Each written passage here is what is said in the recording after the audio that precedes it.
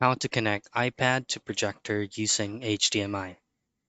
Now there's two things that you want to have to double check first. First is to go check at the back of the projector that you're using. You have to make sure that the projector that you're using is HDMI capable of using the HDMI wires or cables. So if you fully double check that your projector is capable of using an input of HDMI, then you can go into your iPad. Now it's case to case basis. There are a lot of ports that you can use adapters for you to connect your iPad to projector.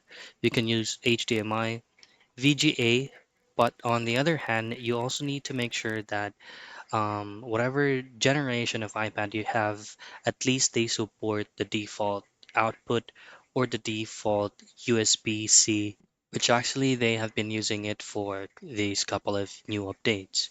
So all you have to do is to get yourself a adapter for you to attach it into your iPad, and then make sure that the adapter you're using has also an input for HDMI and as well as for charger, so that whenever your battery gets low from your iPad, you can go ahead and continue on whatever you're projecting or flashing on your projector screen.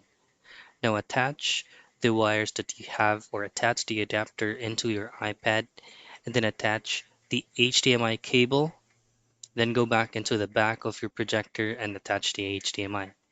Once you turn on your projector and your iPad as well, your iPad will automatically detect a screen mirroring. You simply choose on the current projector that you attach and it will automatically be flashed on any screen that you use. And that's how you connect iPad to projector using HDMI.